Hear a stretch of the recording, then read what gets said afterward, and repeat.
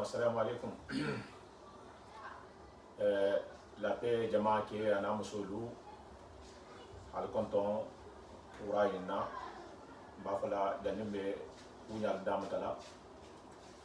bafala hasentan bayin bafala ka a'udhu billahi minash shaitanir rajim. Bismillahir rahmanir rahim. Assalamu alaikum wa rahmatullahi wa barakatuh. La paix jama ke ana musulu alum bentar jam ko xamni xom matilin ko xamni xon na lo silo kan silo même mo siratal mustaqim silo c'est dunia in soto nyamen na ma fo alkiyamola o me fo non na don ko na fa majigi mo ko do le xom na biya haji bo no mon te fa ko to ke ti al haji c'est si savane président fondateur de markajo Cheikh Abdul Hadri Jalani Touba, président fondateur de markajo Malikisi Konakri. Aha ala kanu aha la kila kanu wala hake abedino dima kan o dimo dima on amalongo to barbi nata kadir kutale kan jambi ala ko nganna hana sumu barinya ba nya bala bi barinya akunu ma anabi matala ko wano ni hadisu duk mata barinya kan nyamen nan ba fi le fase na sumu ha on hakilo lu sonno medula kuni o sonno mela kuni o barinya kan danembe modu nabulu be muslim modu be kontonna mbafala ko inna lillahi wa inna ilayhi raji'un inna lillahi wa inna ilayhi raji'un inna lillahi wa inna ilayhi raji'un ngala tego le soto bi ngasu no le soto bi no wala monna alfabati alhaji shwarba saho tuba wala ha ala la kiliro dan kumbi wo kono anin na wala hada benta ba ero le mo altala na ta ko menke mo me tamino woko bar mba fi le ngoto kenyi ni malo na doleti parce que ha lon nyamen na ba fi la ha o machine di randia na alfayin ma ha men lo ala poto ala kon sina continent na war hada kan parce que me kuma kan bari nyaade ma o bari nyaawo ni bari njuri jokola do tata fo ha ku modam tale ala ko ma ba fa la na alfayin tata di sawana sawa Okanande Dimbayalo markajo ay Cheikh Abdul Jani Touba ani Malikisi Konakri ilu meyari tananti la kodi karmo holu nim dinni ngali be tananti la kodi awa fi konto ame tambi kom bene janada to me la nisino na tabari nyaale kan ana do fu bari nya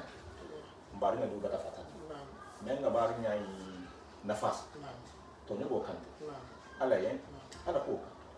donc nous bata tara lu den na la bari ngar sumunka mais to fo hi ni nka ala ko fi se don ne fo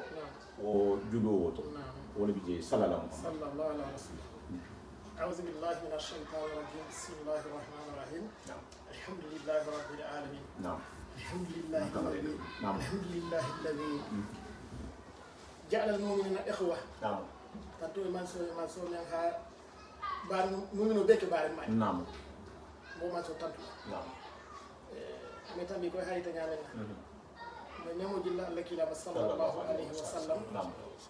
benna merla be kilin konton e ko nabe na sahala be na dingira to na control biya do ko men folo ja ni men taxabe sahaba ko fata alalla ni men man taxabe sahaba ma ji kata o men be kala ji o dindi nyaati ani lo dindi ngal do ya janam na sigi dingiral to ila invité balu ila karam ko balu ila lo na balu o di sigi jamel na janam fanan na sigi non ni na hakan ne ala mo no lala amin allah ya rabbi ya ta nya bo nyaale mbare bale fatan na bi na kem ko bale fatan na dino de ma bale fatan tan ne wala mo a shekoti الله يسوع باسا رحمه الله تعالى من ملا امين الله يا رب هاي تنيامنا مبارنا في الدين دينو دفن مبارنا فنمو بارنا يجلو الله يسوع باسا وانا حكيلين حاجه نابين تساهو ولا بيصير انت انا حكيلين كون الله ما فودي ساوا ite na babali donc mbarina mu siro bela mbarina mu halaw ka tuba ngaya fananto mbarina mu dino kemo kole mbarina mu ko yakmo fa al baraka ina koto bin tara ko mo dante gaay lu melna 2011 la ako alhamdulillahi rabbil alamin bay ko mun dala ka kala ko karsa naam ako nyen ko mbar ke ba meta xano ko bar ci soir ba di basibla ako bar ko na duwa baatu naam ako ni alson da ko la fana barako dum nato inshallah aha mbelo puta ka soir ba di basiblu hadim naam alhamdulillah nana wona sta ka konton naam si sia leri te me kumala naam kumala kan ka fo dino ko fo alquran la ko allah ala lima na sahari naam ya ti nyamen na ala lima na me ba no naam ku sia wanta ta tuba dino koto naam ko dala karam ba ko en so ko ba so no no seri ala naam ahino to nyala fasa naam to nyadema naam to nyafo afo dingira naam almasra lawla amin allah argana kalen ke diam amin allah Allah mo balam ala so ma sa naam abilondi ngame la Facebook la sai Allah kila la hadith sallallahu alaihi wasallam naam siga mena ahi ko ma ko lon do de banda naam lon do lo ba monti lon na la ba naam ni lon na banta ko sila tu ko nyalo badol kulla naam isi famal la fili naam iso mo ko ta fan na fili allah ya si tawto asi wo barake ya ni ngala fa wala kuma naam isa ko tu ba ni ngele naam ja ya ni ngele naam misli ya fana ni ngele naam adi musul besikir na luma naam hadi mama mo dawti naam isiyama naam bari insadi la sikumul kitol la nyamen na wallahi bitili ne kitol wa ngi jor mala naam asito nyafo naam ko no be mi asamba naam donc ni ke ba to nya yo isi tale ka jam tanya min naam ampe ah isi tale kirim banta to wallahi ista ampe to nya ala fasa tu moto naam ya dino fasa ala fasa tu moto Naam. kuma se wanya se banya ni ngobe ko jam naam ami kenya Naam. donc bari mbe wala yi Naam. al mi yam fala ma Amin Allah. al mu khafar la ma Amin Allah. alum bara bara su le so Amin. la Amin. satuna satul ma jam fara nyama naam naam adinga lu to ko Naam. din kendo siama naam alhamdulillah mu khairal di wallahi mo da dunia farla naam se ko da hansan di birigo naam alhamdulillah kasatu mislimiato habaloto hafagato to batala tara la adana kallan kila Inshallah. al mo dila amin wo batake almo nemala na alfa imma no mo ala iso arba sawati be hala qualité do mislime ya nimbari nyamento hambi be continue nan no hada kam inshallah bari nya Naam. ba fi fonche na do fo to naam elo bala naam jangarle bala naam même ngasia cancer parce que cancer do biji o ni ma bete bete abajunna asena atigola saya nyabe na bari nyale la cancer même bala normalement amansi final ma folo bari betigin nim men na bari nyala ko to bi naam abina la sila janduma antara jangalu la jani men ala sila no ko kawando ke kaso mo men no nafa bari nyamu nafa momenti naam ana ya hankato momenti naam ala ko fonse na don din longo to inshallah men se munafa la dun na sati ko na ha bido ko nda ma de tema o bi sallallahu sallallahu alaihi wasallam law ben take ko ta amon ben nasawa ma bina ko mo men fala jam inshallah bi kan kala hamu alquran ko la nam nin kila la sunno nam ani lonna balla kitabu ko mol kon la nam babal non ni nam men bela ro kam Naam. o mun te fal la ko mol Naam. donc khata o bitar lawol tole Naam. ba do en arwano ni sunno nam ani lonna la ko mo nam o be sahari nam filin to Naam. be tara tara la nam ni baro men kala ko mo men fola nam fatala men se barako la nyaato hakena fa fenti nam khalsa ale nam khalsa ale be altala tara la ulama akoto e to men kata saboti ala mi strala Naam. kila farmo da barako nam min Allah bari nya juru jokko nam ku bal nam anabi Musa Naam. alayhi salatu wassalam nam iko ko bari be jom ha bari la anabi Musa ko ko ha bari la fa sia bari be nam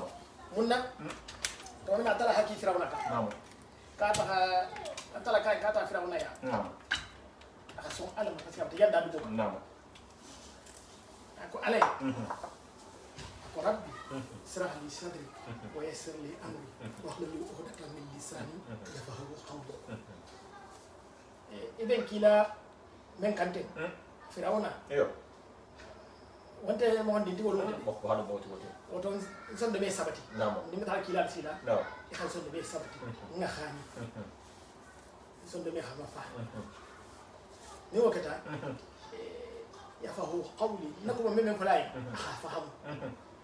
kan tambi akun namo tulo nakuma meme fulay faham ni wakata e kan nenge fanan sabati nakuma meme fula ba lonna ko kada e barlu ni namo bilim to ngani firawna ha tamare ni takembo bay takembo ta habla da namo oketa wa gado blane namo ala tra ka gado firane ko namo fakini ya kila sila ko ha soni ale namo adwa be ka kurata namo atu cedan non bara man non akay waji alni watira min ahli ya xamini sir dimma abo mbar ngento ministre wanyata de même bende mala hakem mbar ngeti namo amanda wono ako haruna akhi hakem haruna ti mbar ngi na hakili allah ikulati ko kolon bari men ha bari na fa beti wala la na la musa ada barke am be moti abarke musa ngota ala mataki nam ala tara ta bari kan kan ni ala ho frankati allah akbar na fa man tan musa ba ko ya dingira be annabi ma ya wala ka siyatu bi nam ni ka tawti mo hotte kele men hosi hosa bo buda ba hosa wala bari ma ala ha bari ke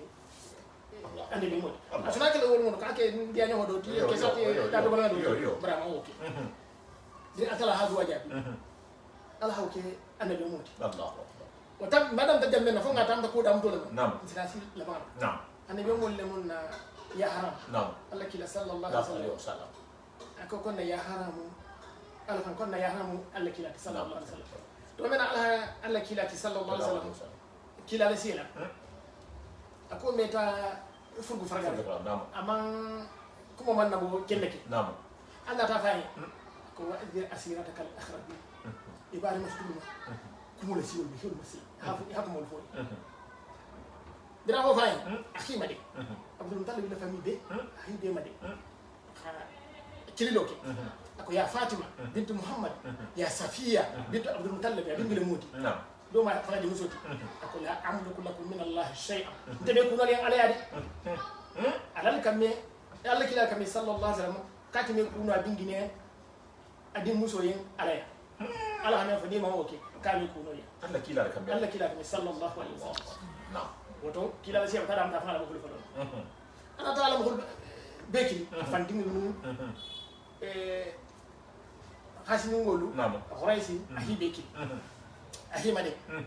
dara ahi made ko yenko ala batanke beka mais surtout khasa tangate mbari ngali si atul folo nam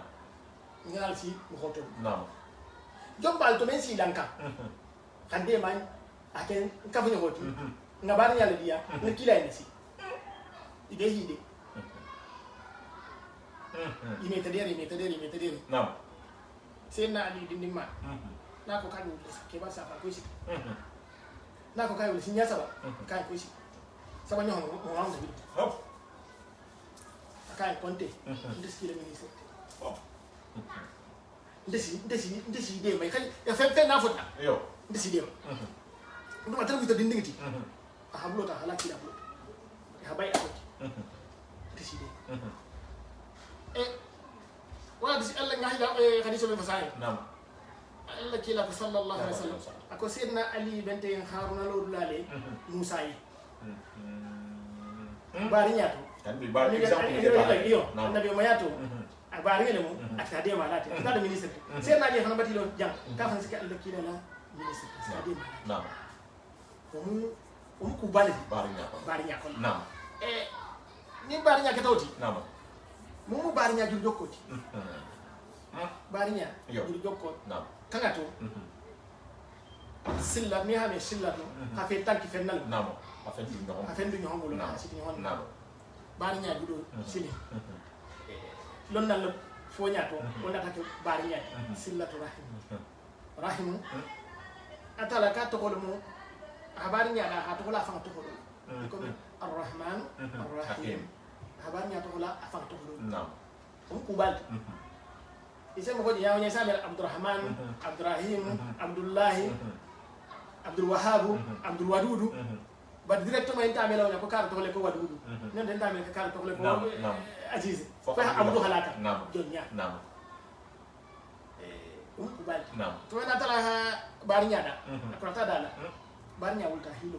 ko mata ale ko ale batanti da matan kar fay ma ala ka ko di ko yo afo ni mi wasaba ni me hiti jokki mfana mo jokki ni me hi kuntu mfana mo kuntu wala namo abarnya kan ko bala wasa ko kayan tanya ya nyangol sa ka si kuntu yo bata ye fa bata ye si kuntu ta ko gara le si kuntu ni si kuntu gara ne fa xale fa xale bani al hi kuntu ila dunya ne akiyamu bel siti ila jam parce que ndena fa xamu nyam ndara ma fa parce que ka si le kuntu si kuntu ila fa xale bare ni ala hi kuntu la fa ko la kunna go ale namo o ku bali mbe hakkole madanna muslimiya yaro hakkole be tema wala non dal ko mo kan tay non na fulo la barinya abele ko ni muslaba ni musu futo men bal tema na barinya fana bonya yalla droit bi ni musu tema droit do babulla do bi fana bonya barinya fana tema bonya droit do men bulu droit do bi fana bonya ka misalo ta men na abonya ila godoto musu la droit ba to kawai bani fana droit bi la godoto ni alsa hakko lonna alhamdan hakki sagi bani mo be madanya sago se lemma Allah l'important bi amenna to mo goli koti parce que wodi je mutal le hala non ne tak non kan to yimbe sina bro kan la ila godo ba bar na mon fana na godo ila so se ni so balia ban ta ke ba to yo inni yani fembe nabi ila ni ngato ngala kanta fana ta goto innenge kan nak makuru fo ko dem temale ba ngay do man ka fa iyo e so do mela ya to duwale ni wato be ya di ko ko tan mo data kandala yo fasi woto ya ta han konton kene ko janna min ke o mo hakkol ti bari ma tem ya nan konton ni fana wonta ta hi konton e kan dema fana ko dema surtout ni me ko menno ya kan dema c'est la suite de time nyaso e nyato diamma ni benta e nyato diamma ni nga nyato diamma fana nga nyato diamma e konto e xandam contrôle mun tema o mu obligatoire li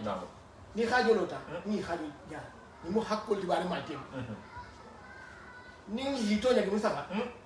mo holo hande kana di kilima de e xam fana ndi nga tahi da fasa ma fa ngata do ci de nga ko nyama ni kan ni boy ti kan ne men boy ti kan nga fa ko ya bo Mustafa kan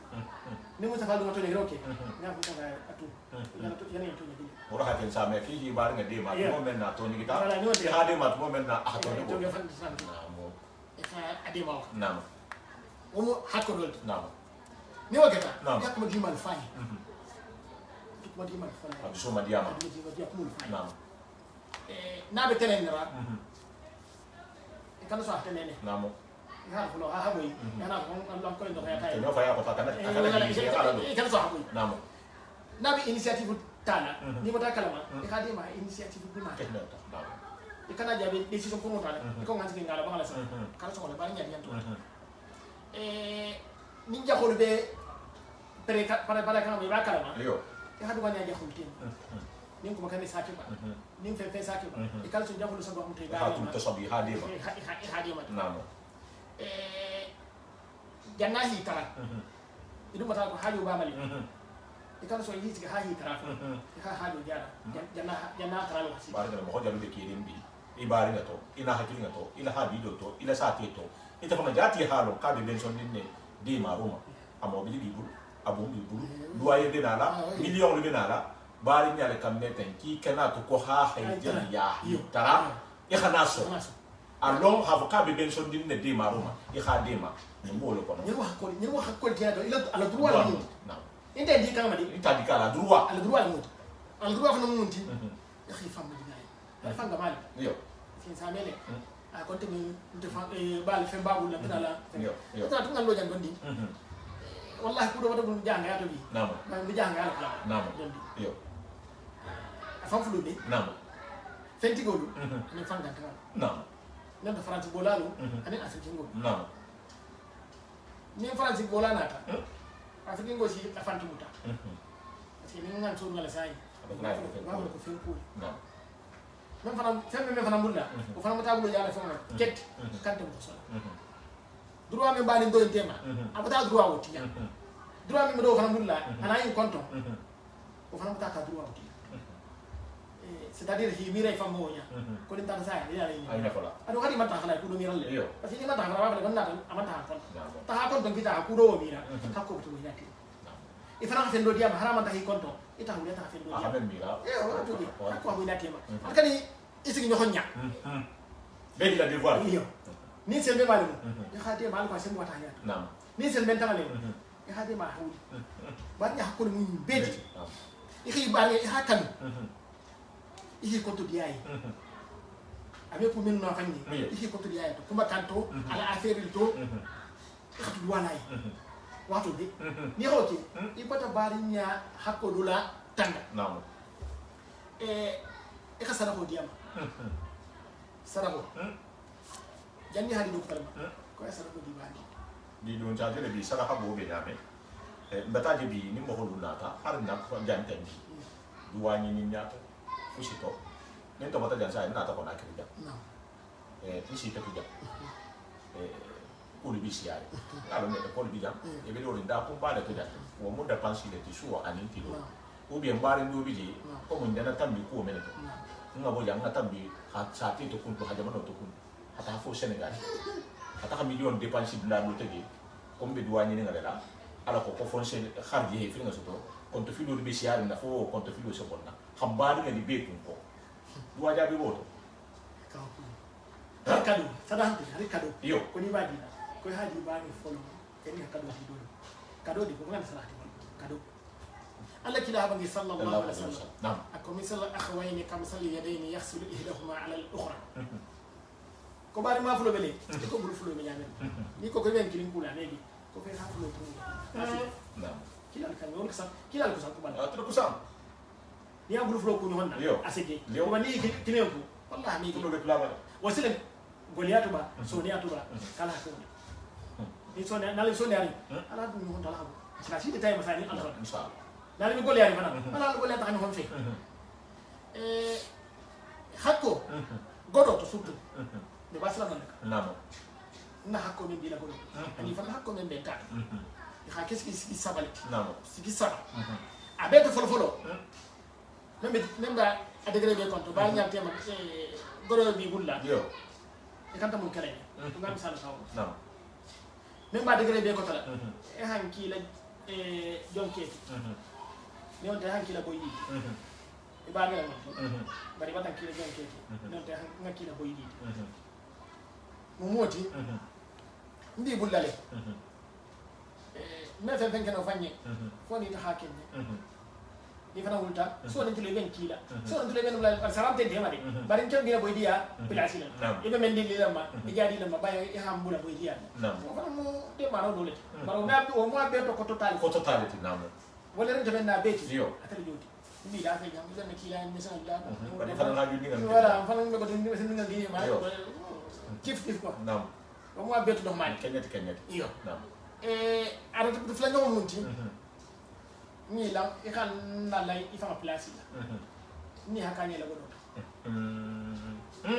ita men ba yo mfana mta trawto iyo ni ha men tato mfana ngani wa tato wa ita lo na barba be ba yo ni ha fetu problème fele ja da law ki wa to bi wala mo ni bo fla ni de sama ita sit nam aba men bo be nyato ali ulia men ba be santo sili nam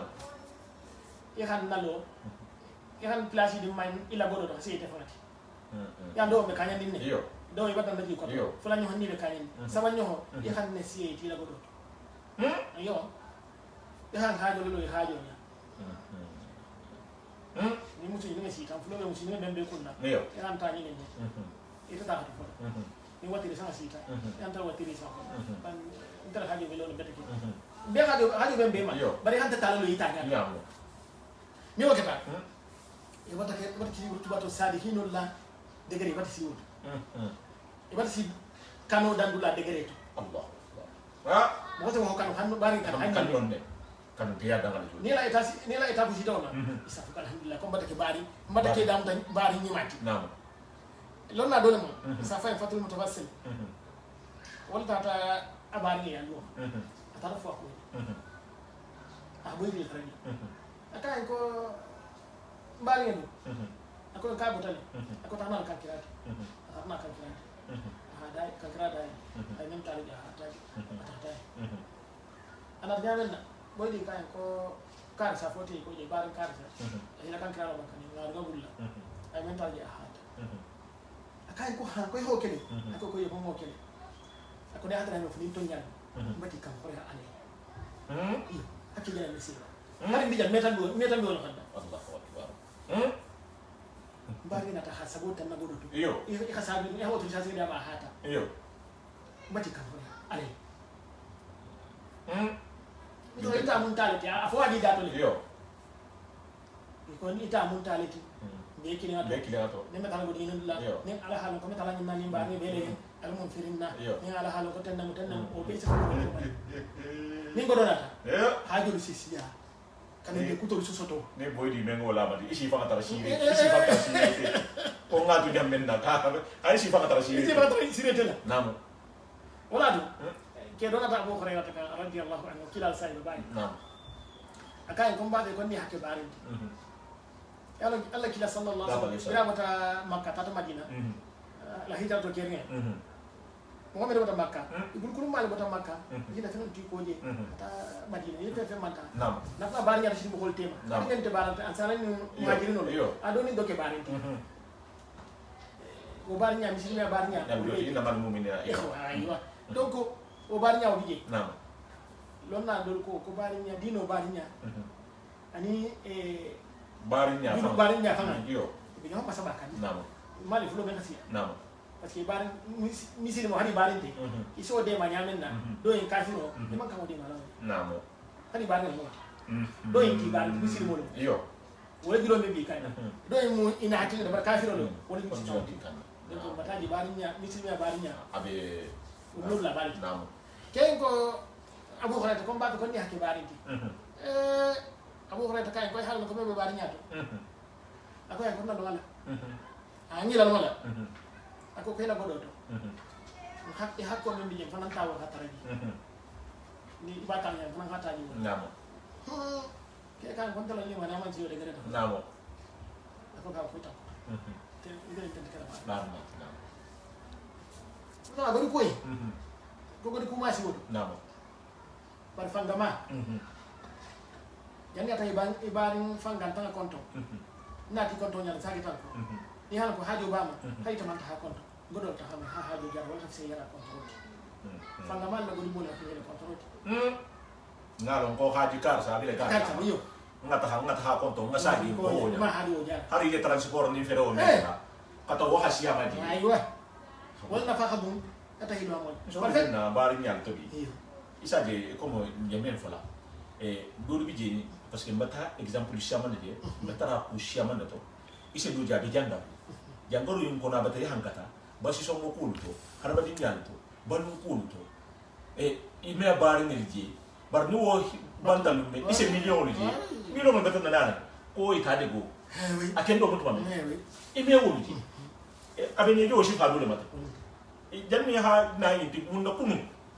ima itala ki bari ne e hala do mori contrôle mu bari nyato normal No. contrôle mu normal bari ya mo hajo jara adu hajaro fero bite Iyo. wala hawla ya wati tama a contrôle ya ko ta hajo jara No. asna continue ko tuma na ata ma wala kay ko ay konta yo judor ya do ya dokile No. bari ya ko min bi nam abdurrahman bin awfi ko fa sai yo to men na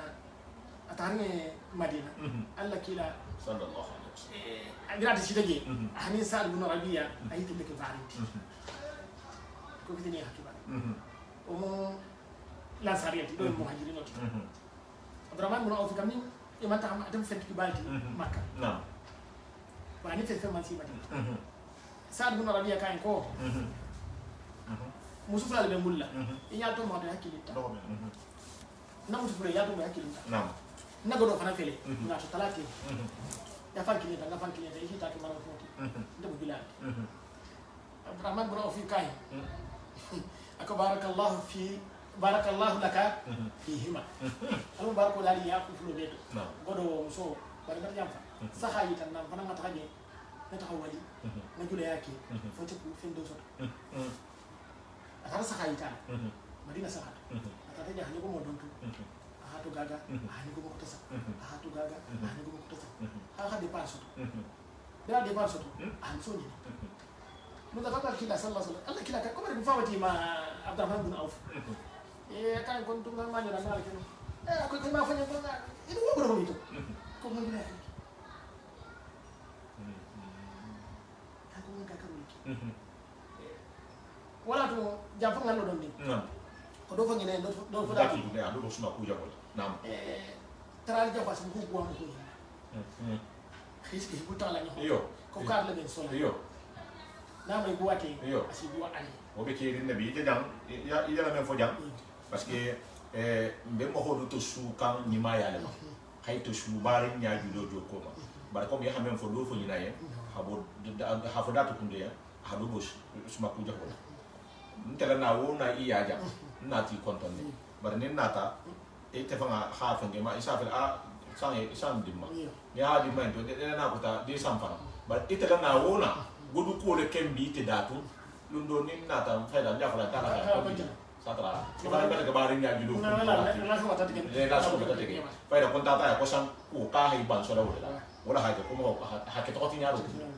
ya na sumu ina ko lo la ma be ni me fe fa be hay lo yo tu jahango mo ne bari nya ko jahango nam wallahi ma ci sia walonde bari na ci ndinga mello nam jahango ci fa do ko wallahi fente do bulla bari sa asi nam be fa ngata ni fa ngam non wallahi ni amoy nun yo tiba ya wata na damu ta développement bata anu ci tiba ya nam masibo bari de ma fem manni asi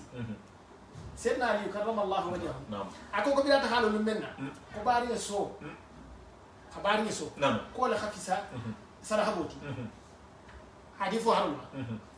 ako ka dal simu hanta dal simu khadi abari ma ala koto ako ko la hadiyaye khasiya hadal simu temedi miskino mati nga be ngay robo nga di mustafa abari na munti surtout nan ko bakala ala kolti wala na fahabo nga di miskino ko tamati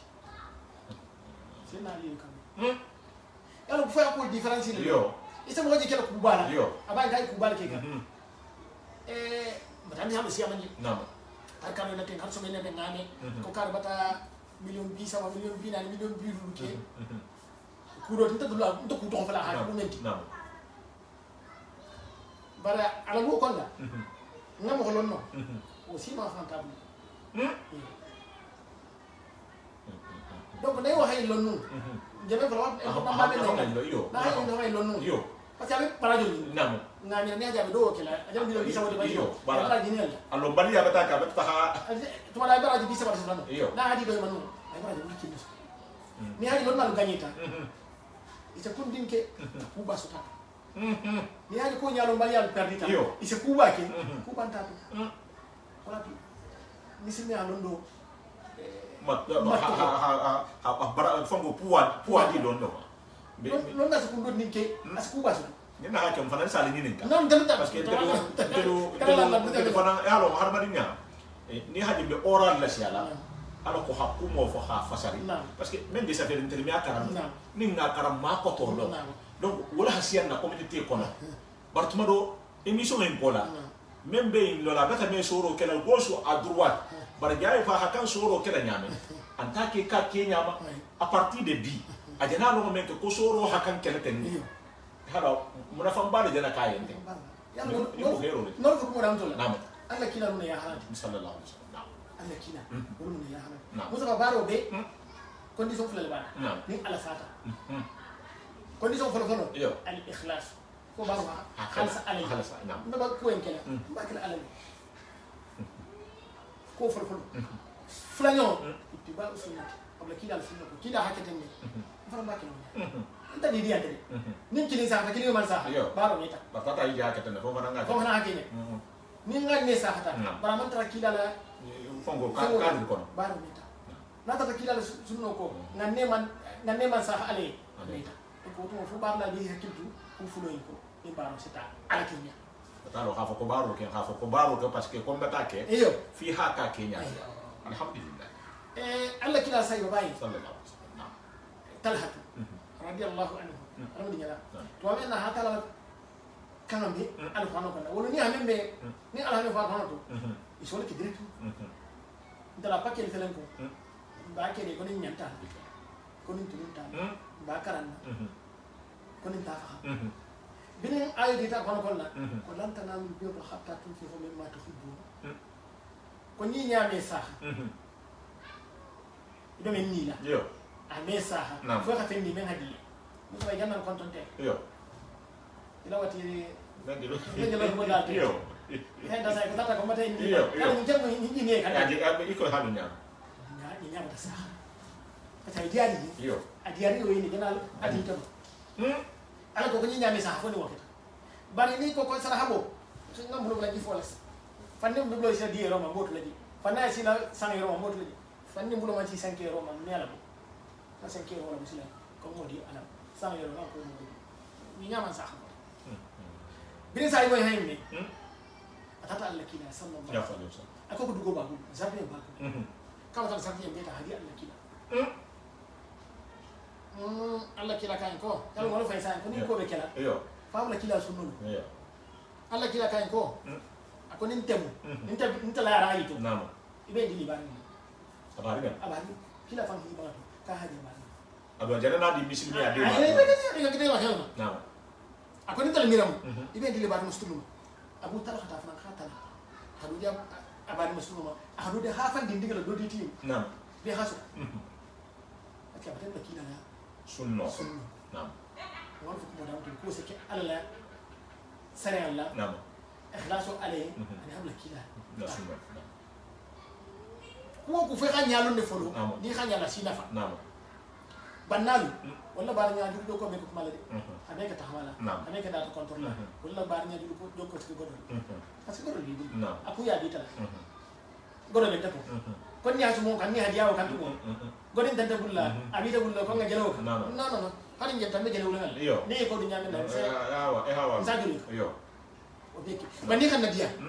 ngajo men lo tay hajara ila godola na banya julo su jokki wala protection so wala protection so ni wagata asaki sukuso na men tintima bi banya julo su jokki ni telephone la meta ni ki la meta ki Mustafa aji baba ni kawa koti nga sia kawa koti non telephone par exemple dans la France tu m'amènes yo ama ngale ko l'année 85 là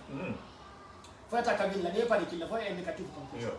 faut ngor message sur ni France fa kono go France kono jël mo yo ne be osere be pari killa ko ngata cabine là nga dal ci kilimula ni kili ni na dal ci kilimata ya telephone tu coupé yo autrement tu tani honki hamne no ci cabine là tani honki yo bi telephone ba gratuit ici tout Paris ya hankili tuba ita fe sara mana jan tuba ke kili Paris ita fe sara i mo le bori WhatsApp le bori WhatsApp Facebook abe be bori comment ça se fait de le carton qui na manko ko ba na dum Carrefour Carrefour Carna sangi kili ima vendi mala ko ri Paris goro di ko ima vendi alhamdulillah bare na telephone da hankili so ken fana ba fa dem mulla fana me ko ri fana ngene walu do jam nse be telephone ko ne fana kili Paris digal me nyaadi après que fa moti foto ben fulo be la ni meta ke baro ti parce que jam fa ta yara ko mo en fo ni beto nyala fa mo hol be ke ni jana mbare ngene fo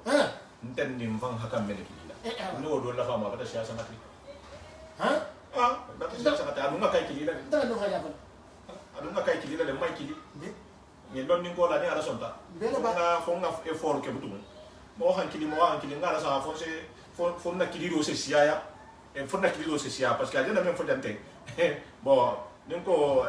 ni mken alin comportement alin ngala sa ajana men fo wotu mo woto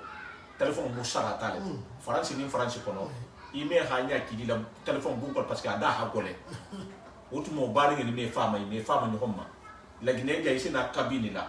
ha mo kili France o fi hawli 5h du matin e hata hakili international na kili ase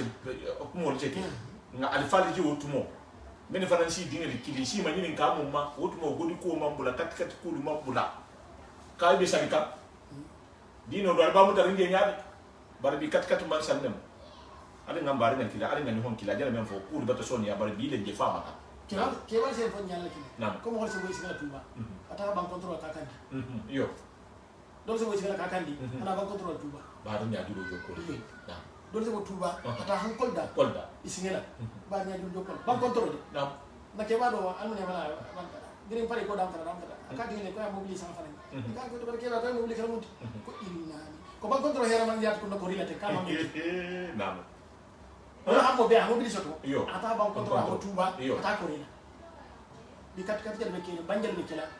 ban control manki donc ni himire be ma yimbe ko nalla ko monti ngol fen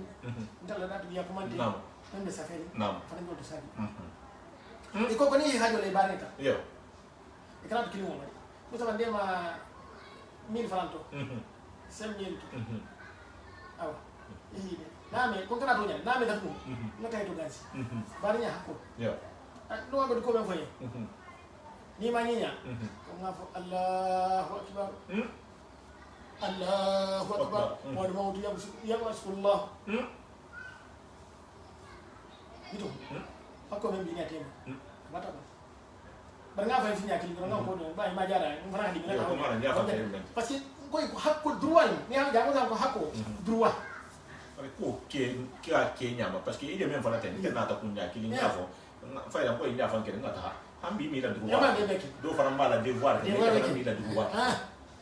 oi foi ha kan sinya fa sinya sa nam ngadan ngagodi ko dan non ta ni ngala ko nam nenge hakko bele nenge fana bari nyantema hakko batu nenge ta hakko munti kon kala ko foi ko musafa hari nyala ko na nasi to kon kana nyala ko sakko ko sutu ngai lo sutu so yo kana ko ra ke sa ko har mo ko so ko ni ma fa ni ko ni ha fa ko ma ka ba ta ma ko e barke ko kon se e bigi ko maro bi ila bundo kana kon kana fo bari nya bullo men men no mo ko la ngana ba nya bullo men kiji ni mbar ban toto kana fu bi ma hol ni kel tabi hadi musulen kana fay bi ni ma hol kel tabi ila se kere momento e man la fi ma hol ha bo men kala ma so de nya yene volo ha ari tabi de hala dunia janga bi ala ko bi ha ba kala ma ko ala sen dem ka be pen ya ni no nalla to way beti nam atala ko ka be ni kala bari nya bilo mal ki ma musul ha soit ni say nam 2021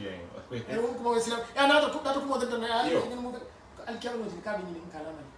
ita ha men rôle men jouer bari nya hakko men ni falate est-ce que hita kene est-ce que do hata kene al bi ni kan islam non ni mo ko te bi ten kan islam non ni al bi ni kan men avant Allah alfa nyati dunia be batade ita mo kita buati ina na fana musa ka ko rinna ko makni ma fana ba ngala munti yo ni mo ko to besigiri ya na ko mani ma membe ya hafu nda fana hita fa ni do ma to besigiri ito do to ma fa he e ba musa hawlo nda hafu ko ngalo ni musa fa bitenna ni go yuma fo bari nya hakko do muti ba ni uta musa fa so se bari nya ta tambi ya hop ma wolo de ka musa fa hawlo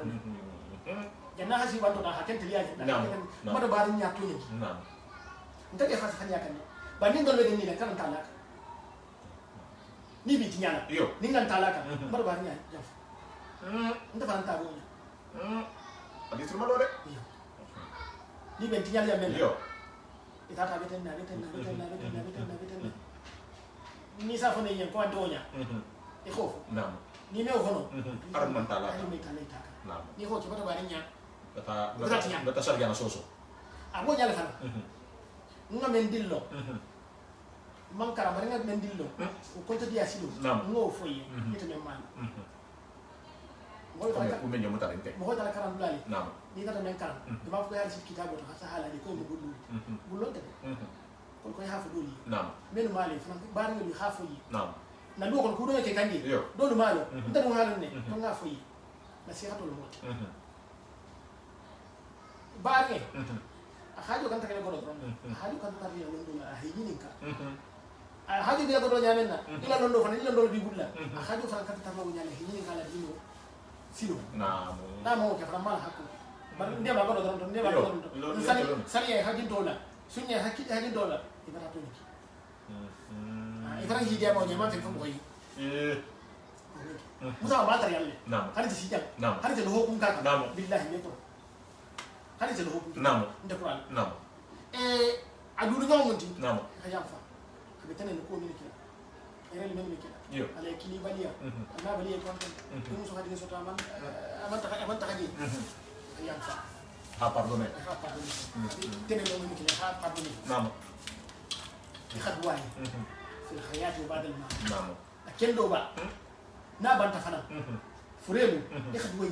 يباري فريلو يخد وي حكو لي وو حكو بيني تبالي نعم يخد فين كان يفني مسافة يخد كان لا يؤمن أحدكم حتى يحب لأخيه ما يحب لنفسه نعم الله كده الحديث صلى الله عليه وسلم نعم وقال لي وانا مي ساحه فويها فين كانوا يتنوي يخد كان يفني tapi di mana dia? Tadi dua orang yang ngadi apa? Mungkin dua hari ini. Tadi dua orang yang ngadi apa? Kini di mana dia? Tadi dua orang yang. Dia okey. Betul banyak. Betul banyak. Ala dimbayal. Kan ini. Ifan mau dimbayal. Ini yang dimbayal kita. Atau jauh jalan dengan hasil dari. Ikhaju tidak. Kongkol lebih lebar. Betul lebih lebar. Ikan dia terlebar. Ikhaju tu lah. Fangkum. Nah, di Bali kan tak kaki lagi. Jadi kita mau Bali, kita di Bali kan boleh di Bali. Jadi kalau Bali ni. Nah. Ulah boleh yang baik itu kan boleh dia menyanyi. Bawa je pula bulla. Armun dia malah kita apa? Amin Allah ya Rabbi, abegaring de. Nah. Isa dia mal biya ko tiamen na. Yo. Ko khadi mal kiam ko kana ko. Ibari isa dia mal dunia ko tiamen. Nana dia san kono bunyi la. Isa banyak tak kita hadi wa bunyi la. Ihadema ahalalo silo kama sirata mustaqim silo. Ihadema. Ngani ila borka. Ngawa. Ngado laka. Abanga marinya juro joko ngodan no. Nama. Akun to silo. Yo. Kala mi jokki dara kuntu la fana. Kuntu la fana yo. Nama. Marinya juro kunto. Nama. Lonna be benta. Nama. Ko marinya juro kunto. Yo. Ko haramu. Haramu. Kharamu fana doron tabi kabirun nar kaba'i to kumbal ban yalla gunu min ngol bije iyo nano astaghfirullah sallallahu namo yo semen bu namo kaba'i ro fen no guru hafo tubu condition ko tubu fana nani ho tubu bo fana ya sia degre sia ko degre namo mo fakhu ko ba so namo ani wo nyohinde namo jeno bemu ka bayiro namo awa ni fara mbole kono barnya juru ko bole kono kunto bole kono mo barnya juru kuttoti namo ngame fo isay namo atala ko attaqullah alladhi tasaaluna bihi arham alsina alina ma so men bali ni kala alla bali nyam wala aso sabi alsina alina ma so men bali ni kala bali nyam mun na ko ci akuntore ni ko kutto ke ta woto wala bi ni kala namo Allah kila sallallahu alaihi wasallam meme kuma ni diala namo ninga kuma mbere si mena men be fala meka sia beti namo akoko bari nya kuntula la yadkhulu jannatu khati'u rahim abe do ande bari nya kuntula kambe do ande be fembe na dunya nya iyo be ande nen ni fembe matali la iyo mesu naba misalla ba yalla makaba be fembe kele bari nya do dokki ba ni fembe ni ha kuntu ko te me do ande kalau orang macam ni, motor yang bed, yang mana macam ni, ini sangat mati. Amu punya dia. Barnya kuntu, mu barnya juru kuntu. Mu barnya juru kuntu. Lalu nalko, famantara kasilla tu kafani khata arah. Nena barnya juru doko tiga, mata kuntu. Seti kotak. So ninga joki, mata joki, ban ninga joko tiga, punya kuntu. Nan nya wani mubarnya juru joko ni manna bata kuntu nsore mubarnya juru joko ni ngaso bata kuntu mako mabali ala mubarnya juru joko ni amma kuma bata kuntu nde bala mubarnya juru joko ni man son de bala bata mubarnya juru joko hay na fahamu kula ilon do lula ni bo ko ainsi de suite fe na se mo la kisi fe na se mo mo na fa fe ninde maro ba to ila devoir le mo inti hay mbeke ni ha wotu je du adun e ha don ka haka kala la ma kai e ba ba ni ajidu fanga ma tamen kan ta fanga tan de ni way de ma ta ko mo ko man ti Allah ko mo de wa ta jil khurba haqqahu wal miskin na'am wa ibn sabil wa la tubadhiru tabzira na'am alam ka be ha ko le lon nan ko hakko ban julo hakko diam ala to dembe ko ban hakko diam ko godi di ma godi di ha godi diam wala ana ko law na fi wala tubadhiru tabzira ka kana godi ni ma ke ala ko diam ba kan se kan ko ke yo ni ma di bari ma yo ni ma ke na kun ta nyara yo wala ayo soli nyara sa ha ben laji ko kana godi donc adi bari wala mo atomene adi bari wa wati yanti ko wat lonna ko fen fen namanke ala koti ko be batare yanti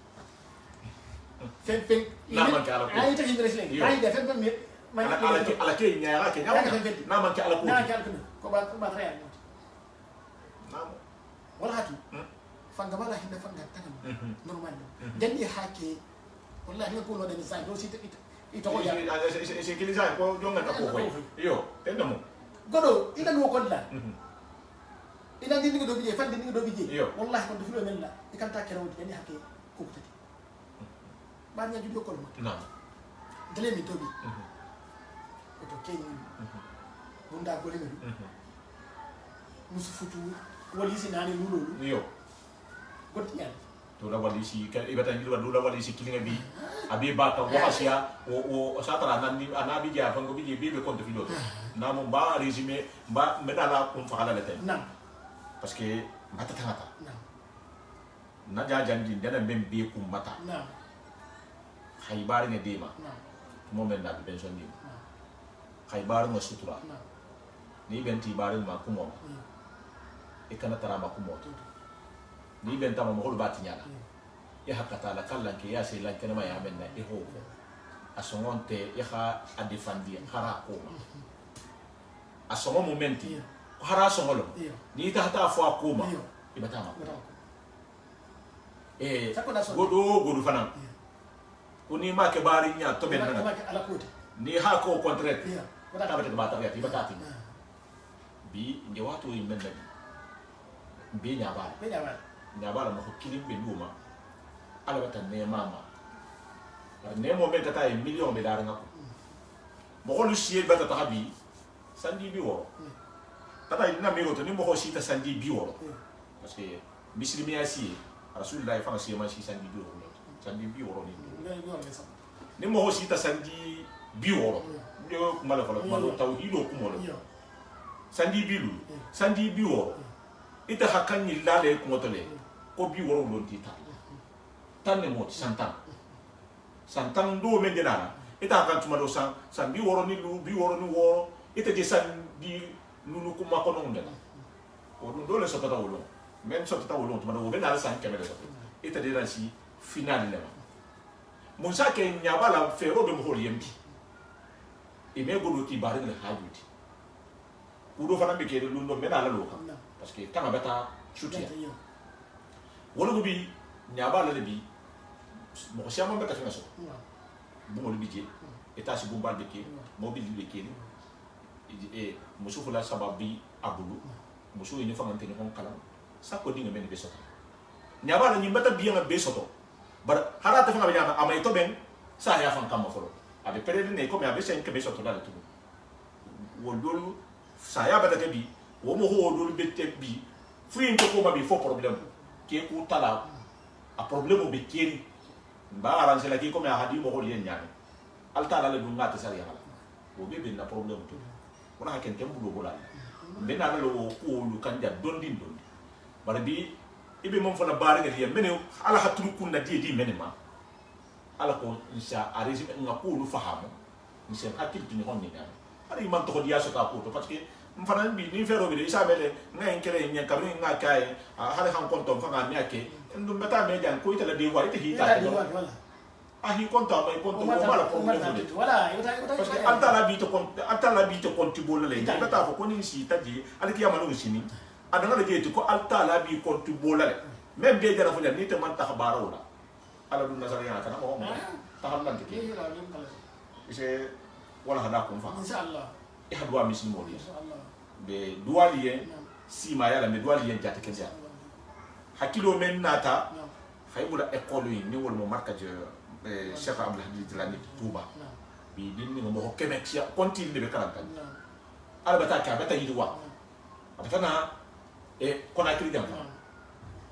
bi dinni mo hokkeme konti le fanan digam ibi be karanta bi alquran hafijo fama bata soko école yi ko wol se na trawo fanan sa abi jibi kam wole jota hafo ko ni hakko muta ase gol yala ni barako tarato ko to abata ba na hadisa ta ko mo ngam fana fuja sa ko ko ni ba tele ka hadisa ale tuma men na hadisa ta woyi ite be faida abata ba mo wo pushe man bulu butu wala hake ise école dam tam tamba asina mo ke men ni koma do sa dam ta abaja dama wo hada bang kala alquran hafidoti njo to mo wole to mais na jam ima kum fa hadwa misil moni même bebe na sahala ala ko fo almesi ma ni jate ken ala tegi ite fanga ma kay menyina hala sabati fannin dunia be kere ala mubarakala ala barakato fannin dunia be kere ala mubarakala maliki si e ko ni to ha ta hanya sila salala hanni si ma hanni jetu kenya wala ke biye isa kum fa haje wala biye wa salam ini wala felo nam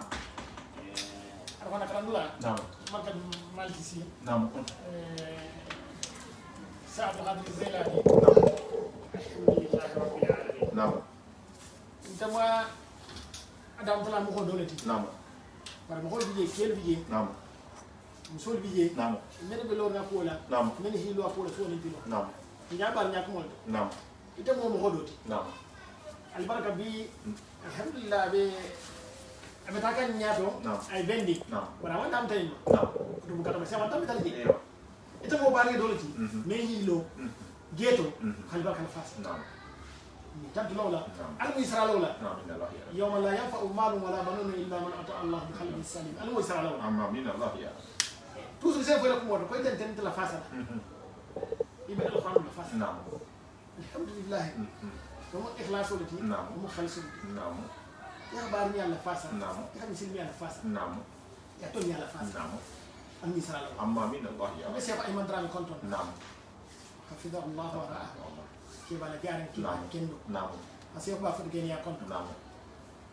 إبراهيم سيدنا كنتم نعم أسيوك دمبا سيدنا كنتم نعم أسيدا خامة توري كنتم نعم ninga ma dan sana nyina dolu ko والله خشيا alba ko mo kemeri gole والله ni hado ge nyaato نعم ken lu mus ken dol le ba ko نعم ke ken dol lu mus ken dol نعم nyina biro ko mo ko dol le نعم wala mo ko dal liggey نعم ñun fa me lol والله no be kidin kidin kon to nek to ko jamono نعم la nga jall barka jan si jambi نعم kon to lol la Yo. ala fa ta ko la نعم ba al ko inna nazzalna dhikra wa inna lahu lahafizun نعم ala ga ko tanga ايوه mara ngol le bula ken ke ken dolu ايوه men bala fasa نعم dinne no kato daga ko no karanta an nga bari ni beso no bara me digite karan kanya Yo. an nga wul sole ni mo digite to be ايوه ibara fa لا تاسو والله ala tuba belesu نعم ala ja ango belesu نعم ala ni sino belesu نعم fe pe ni ala so be al barka yi نعم an misra اما من الله men fa ma dar si bar bar ni ma bi hatu نعم. an misra من الله fe de men fa alhamdulillah نعم. mi tara duwala نعم patala mi karam la ta hanya اما من الله ngalul ngande memma نعم. mo ko malo نعم. bar ala be siriya نعم al mu al khasrahu ngande اما من الله يا mi bari de konton na نعم mi tara duwala ان شاء الله fa fu نعم der mu dindi neti man te fen kalama نعم ba ali bin kan ان شاء الله bal innamal a'malu binniyat نعم ngani al hadu wol ايوه harin ta se mu fa sai wonte ngani ni bari dam ta bi menna نعم ala jabara kilin ni ala wol mo Naam. ngata ngande men kam Naam. ya bol نعم to ma importance نعم o data men belo ko so ni tilo al malsa ما من الله يا dinno men be karanka نعم al misu men no ما من الله يا wuro bakol men natiti آمين al misala Amin. al mi digal kili Amin. ni barka ni Amin. ki yake dinna fawaji آمين tafani hilo ko so ni tilo ya rabbi mar al al hilo la أما من الله يا na barinya al masabati أما من الله يا na barinya Amin. na jahangaya Amin. al masabati أما من الله jahangol malon ta ala ko la نعم jahangol mo ala mo ko liti نعم jahangol mo lon nalli Naam. ya rabbi margo المهم بلوك آمين الله المهم فحلوك المهم كل النوك آمين الله دنيا ولا سانسي آمين أجمعته أكلنا ترسانسي آمين الله نجي هنجي المهم تلاقيه آمين سوكنا نسمع المهم تلاقيه آمين الله يا رب mfani malu ani be bani malu hadino memuta isobeda ya rabbi malu al farhat de آمين الله يا رب ya hano ne muta ku kutan di bulla al qur'an ne bi bulla wallahi dalaila ila tasbiih saada salbaso ni ne bi bulla dunia besto en wallahi ya hal kiyama so ya rabbi malu al madi lam fana آمين الله يا رب اللهم انت ترى مكاننا وتسمع كلامنا وتعلم سرنا وعلانيتنا اللهم اهد هوائجنا اللهم اجعل القران ربي قلوبنا ونور صدورنا واجعل احجالنا وجحاب همومنا وهمومنا يا عزيز يا غفور يا رب العالمين اللهم ذكرنا منه ما نسينا وعلمنا منه ما جهلنا وارجونا تلاوته في عنا الليل واطراف النهار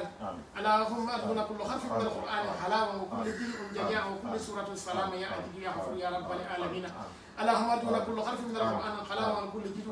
ججاء يا عزيز يا غفور يا رب العالمين اللهم صل على سيدنا محمد وسلم عليه وعلى اله وسلم وغفرنا به من كيد كل كائد ومكر كل ماكر وسحر كل ساحر ودعوة كل عدو وظلم كل ظالم وحسد كل فاسق يا رب العالمين يا رب العالمين اللهم صل على سيدنا محمد وعلى ال سيدنا محمد كما صليت على ابراهيم وعلى ال ابراهيم انك حميد مجيد اللهم بارك على محمد وعلى ال محمد كما باركت على ابراهيم وعلى ال ابراهيم انك حميد مجيد سبحان ربك رب العزه عما يصفون والسلام على المرسلين والحمد لله رب العالمين auditeur bekili ke kono ngamen to fo mamen to ko be bekili ke fete asila be nyaa wala bi be kono wa albe sa be ala albar wa mata ka be inshallah wa be wala hana ko ta me na video do monte la babu la je à partir de sinon aussi ni menare hambi atalondo ko sallallahu alaikum wa rahmatullahi wa barakatuh merci